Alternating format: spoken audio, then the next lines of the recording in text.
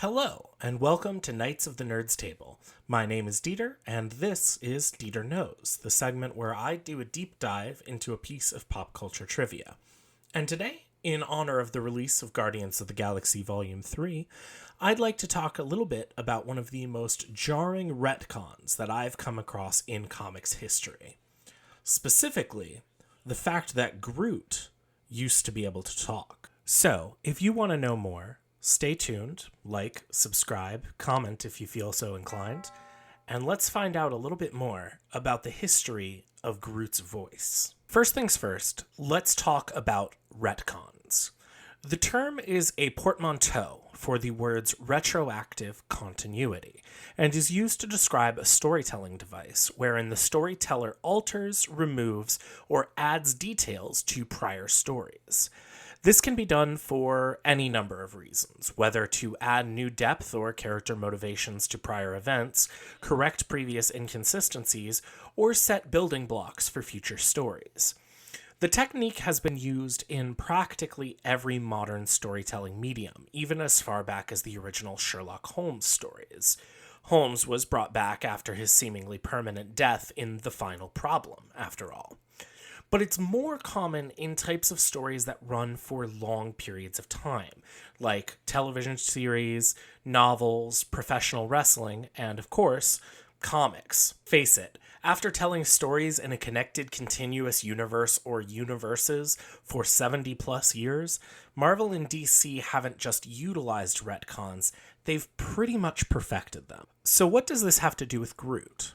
Well, I had always assumed that Groot was silent, or spoke in the syntax that we are familiar with, always repeating the words I and am and Groot in that order.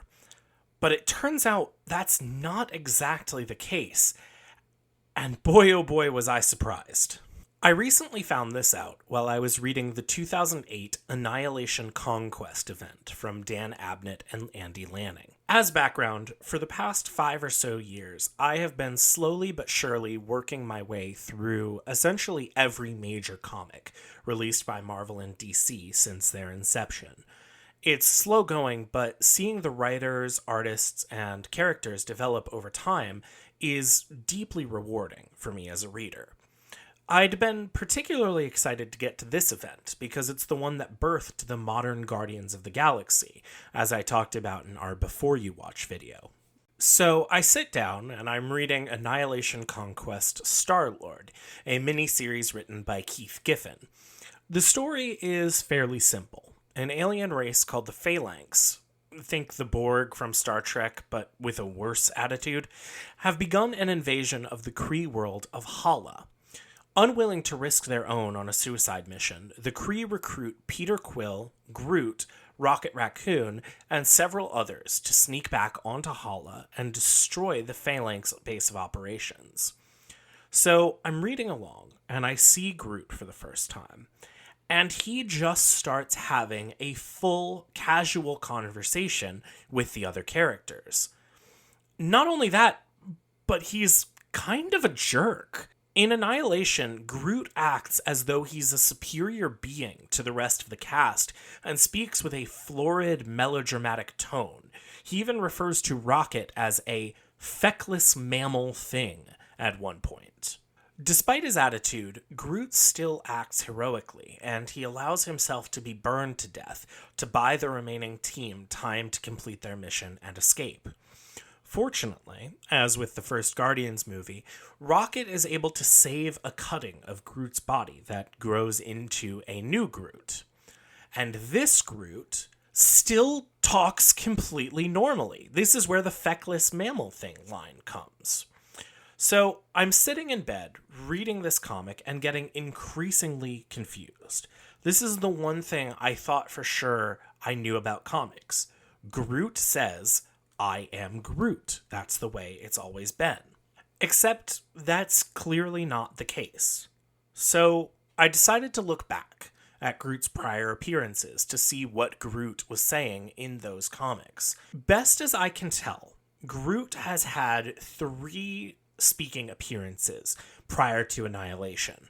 1960's Tales to Astonish, number 13, written by Stan Lee and drawn by Jack Kirby. 1976's Incredible Hulk Annual Number 5 by Chris Claremont, Len Wein, Sal Buscema, and Jack Abel, and 2006's Nick Fury's Howling Commandos, also by Keith Giffen and Derek Donovan. Only one of these comics is currently available on Marvel Unlimited, but some quick research revealed that in each one of these comics, Groot was speaking normally. But I also uncovered another in our first retcon for the day. The 2015 Groot ongoing series by Jeff Loveness and Brian Kessinger established that Groot from these earlier comics is not the Groot that we see in Annihilation and Guardians of the Galaxy. It is a different member of the same species. So with the past reviewed and resolved, I decided to keep... I next ran into Groot in the actual Annihilation Conquest miniseries and the Guardians of the Galaxy series that spun out of that. These comics are all written at essentially the same time, but they were written by different people. Star-Lord was written by Keith Giffen, whereas Annihilation Conquest and Guardians of the Galaxy were written by Dan Abnett. With the jump in writers, we were suddenly presented with the Groot phraseology that we know and love.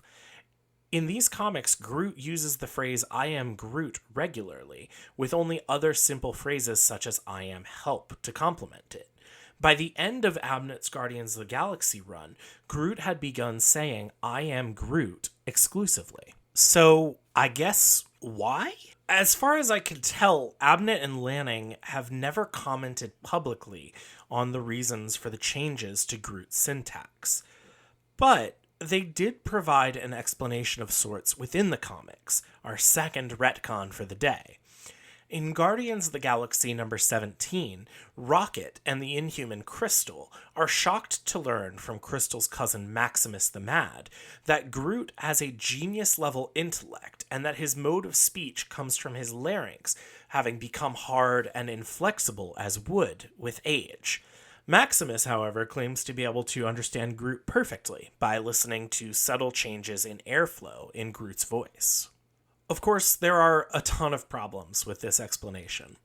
Firstly, if age causes Groot to speak the way he does, why does his full-grown form from the Star-Lord miniseries speak normally? Also, can we really trust that a guy called Maximus the Mad is the authority on the growth and development cycles of flora colossi? Maybe.